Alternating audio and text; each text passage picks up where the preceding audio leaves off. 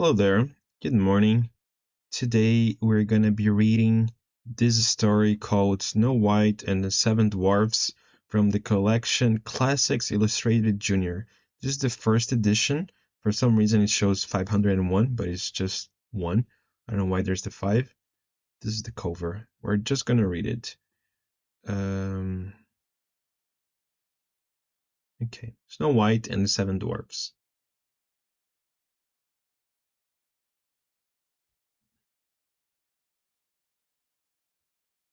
Once upon a time, a king and a queen lived in a big, beautiful castle in a land of make-believe. They had everything they wanted, everything except the one thing they wanted most, a child of their own. One day, as the queen was sitting at her window, watching the snow fall to the ground, "Oh, I do so wish I had a little girl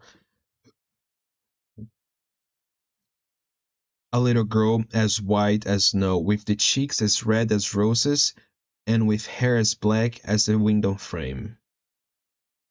Soon after the queen had her wish, a little princess, with hair as black as the window frame, and the cheek as red as roses. Her skin was so like snow, she was named Snow White.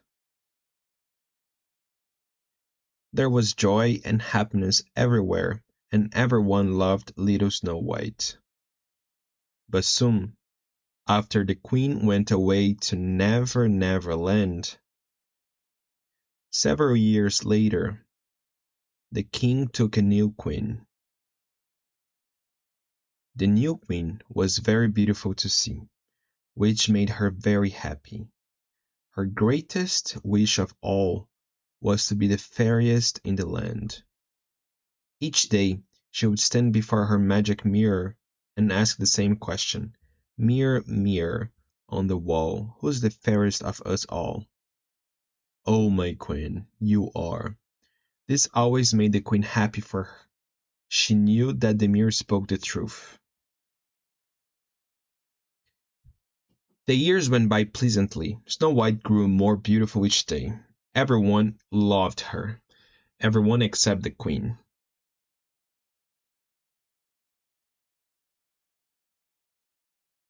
One day, "Mirror, mirror on the wall, who's the fairest of us all?" "Queen, though you are of beauty rare, Snow White is by far more fair." At this the queen flew into a terrible rage. "The miserable child! I will find a way to spoil her beauty." The wicked queen orders Snow White to work in the palace kitchen, but no matter how hard Snow White worked, she grows still more beautiful. After several months in the kitchen, Snow White was made to scrub the palace floors. Finally, the queen was sure that Snow White could no longer be lovelier than she. "Mirror, mirror on the wall, who's the fairest of us all?" "Queen, though you are of beauty rare, Snow White is by far more fair." The queen could bear it no longer. The following morning she called the royal huntsman before her.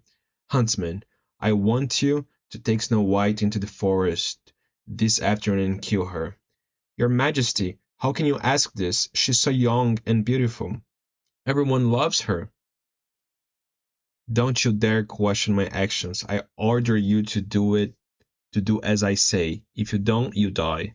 "I can do nothing but obey your Majesty." "Good, but so I can be sure you have obeyed me, bring me a sign of your deed." That afternoon, "Snow White, the queen has asked that I take you for a walk through the forest." "How kind of her! I love the forest, with all its beautiful flowers and tall trees and lovely little animals." "Aren't these flowers beautiful? I shall pick some for the queen." "I cannot harm her. I would rather die myself." The huntsman fell to his knees before her. "There is something I must tell you." "Why on your knees, dear huntsman? No one has to kneel before me." "The queen did not mean for me to simply watch you play here in the forest. She ordered me to kill you." "Oh!" "But I cannot do it. Run from here. Run away as far as you can. Never, ever, never, never come near the palace again." Thanking the merciful huntsman for his kindness, Snow White turned and ran. The huntsman then killed a wild pig and brought its heart back to the queen. She thought it was Snow White's and was happy again. After leaving the huntsman, Snow White continued running deeper and deeper into the forest. Above her were thousands and thousands of leaves. About her were the huge trunks of hundreds and hundreds of trees. She kept running over jagged stones and through thorny bushes. She ran and ran all afternoon and on into the night, but finally she could run no more. Though terribly frightened, she lay down and fell into a deep sleep. In the morning, when she awoke, the sun was shining brightly and birds were singing. She rose and started to walk on. In a little while she came to a brook where she washed her hands and face. After washing, Snow White continued her way. She walked on, not knowing which way to go or what to do. Late that afternoon, she came to a clearing. There stood the prettiest little house she had ever seen. Snow White walked into the cottage. Nobody was inside. Everything there was so small. It looked like just a doll house. However, the food in the pot was grown up enough. Snow White was so hungry, she ate it all.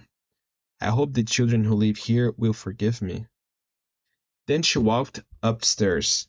What cute little beds! I would need all seven upon which to sleep. Snow White lay down across the seven tiny beds and was soon fast asleep. Meanwhile, the people who lived in the little cottage were hard at work. They were seven little dwarfs who dug in the hills all day, searching for jewels and gold. When the sun went down, the tiny men stopped their work and started for home. They left their day's findings in a huge box just outside the mine. Then they merrily marched over the hills to their home. Before they went into their house, the little men washed their hands and faces. Suddenly, one of the little dwarfs slipped and went splashing into the water. "Ha ha, that's what I call really washing up. Ha ha, let's get him out of before he drowns. Let's fish him out." And that's exactly how the drenched dwarf was saved. After drying themselves, the dwarfs went into their house. "Guess it's my turn to cook. I'll have the food ready as soon as I get the fire lit." "Look here, our food is gone. That pot was full this morning. Who could have eaten our food? Nobody lives around here but us." "Well, somebody took our food. Maybe that somebody's still here. Maybe he's upstairs. Come on, men, let's go up and see, but be quiet about it. Don't light your lanterns until I give the word. Now, look. Why, it's a little girl. How beautiful she is. She's lovely enough to be a princess. Let's not wake her. We can find out all about her in the morning." Then the tiny men blew out their lights and went to sleep on the floor, each in front of his bed. The next morning, oh, I slept through the whole night. I wonder where the children who live here are. Suddenly, seven little heads popped up before Snow White's startled eyes. "Good morning, child. Don't be frightened. We won't harm you." "My goodness, you're not children at all. You're little men." "That's right. And you? Who are you?" "I am called Snow White." "Princess, how did you ever find your way to our little house?" Snow White told them her story. When she had finished, they stood quietly for a few moments. Then, "Do you think you could be our housekeeper? Could you make our beds and wash our clothes? Cook and knit and sew for us? Could you keep our house tidy and clean? If you will, you can stay with us. We'll keep you safe from the wicked queen, and you shall have everything your heart desires. Would you like to stay?" "Oh, yes." "Now that that's settled, let's go down and have some breakfast." And so Snow White stayed with the seven dwarfs. She worked quite hard during the day, keeping house for the little man. But the hours after supper were always gay, and she was truly very happy. The dwarfs loved her dearly, so did all the animals on the forest. Each morning before they left for their mine, the dwarfs warned Snow White about the queen. She's not to be trusted. One of these days she will find out you're here and will try to harm you, so be careful. Don't let anyone into the house. The dwarfs were right. One day the queen went before the magic mirror. Mirror, mirror on the wall, who's the fairest of us all? Her name's Snow White, the fairest seen. She lives with the dwarfs in the forest green. The huntsman lied to me. Snow White still lives. The queen decided to take care of Snow White herself, of course. The wicked queen was an expert in the art of witchcraft. She went down deep under the palace into a room that no one else ever entered. There she prepared a magic potion and drank it down. The beautiful queen was instantly changed into an old gray-haired lady. Then the queen looked through her book on poisons and found the one she wanted. Just one bite of the rosy side of this apple, and Snow White will fall into a deep sleep, and only true love's first kiss can awaken her. Sleeping poison, apple makes apple skin. Soon I will again be the fairest in all the land. The queen left the palace through a secret door and hurried through the forest to the home of the 7 dwarfs. Late that afternoon, "Good child, would you care to buy my apples? They are fine and tasty." "I'm sorry, but I cannot let you in, nor can I buy anything." "That's all right. I can easily sell them elsewhere. Here, you may have one for nothing.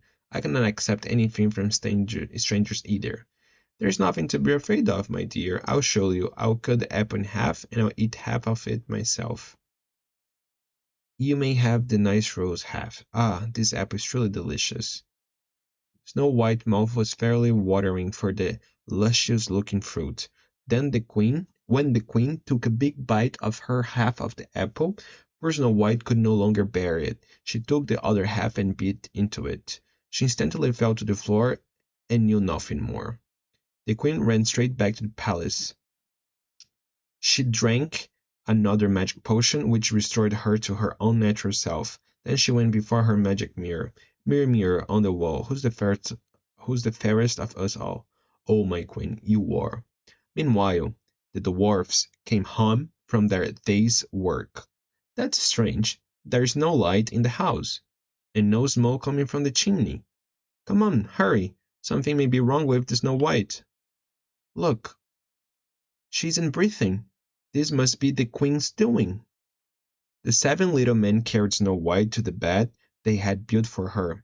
They did everything they could to bring her back to life, but nothing helped. "We've done all we could, Alice. Snow White is lost to us forever. Yet she looks so fresh and rosy, one would you think she was only asleep. Though we cannot wake her, we must watch over her and protect her from harm." So they made a beautiful casket of glass so Snow White could be seen from every side. Then they carried the casket to the top of a nearby hill and rested among the flowers and trees Snow White loved so well. All of Snow White's animal friends came and wept. From that day on, only 6 dwarfs went to work in the mine. Each day one took his turn watching over Snow White so that she was never alone. Months and years went by. All this time, one of the dwarfs was always near her as she lay asleep in her casket, hoping she would soon awaken. Bird flew overhead and perched on the glass lid, singing sweetly. Then one day a handsome prince came riding up the hill toward where Snow White lay sleeping. "Tell me, sir, who is this beautiful maiden who sleeps thus in a glass casket?" "She is the Princess Snow White. She was poisoned by the wicked queen many years ago." "Many years ago? Why is she so beautiful and looks so fresh? I thought she was merely asleep. I have never seen anyone as lovely as she." "I tell you, sir, I have fallen in love with this sleeping beauty. May I kiss her rose-red lips?" "Yes, gentle prince, you may. You need only to raise the lid." As Snow White's lips were touched with love's first kiss, her eyes fluttered open and she sat up. as though she were awakening from a long sleep. What has happened? Why was I in the casket? The dwarf told Snow White all that had happened, and then ran off to call the other dwarfs. I loved you the moment I saw you, dear Snow White. Will you be my wife? Yes, dear Awakener. The seven dwarfs were overjoyed to find Snow White truly awake and going to marry the prince. They all started for the prince's castle.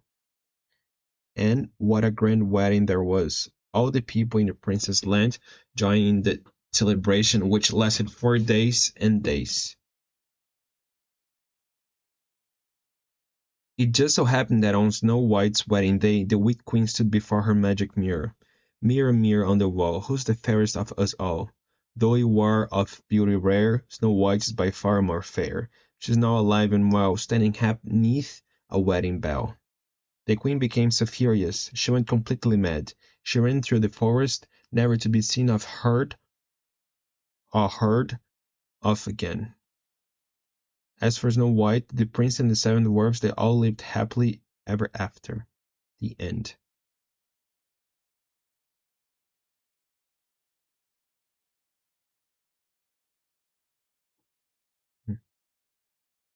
Okay. The farmer in the dell.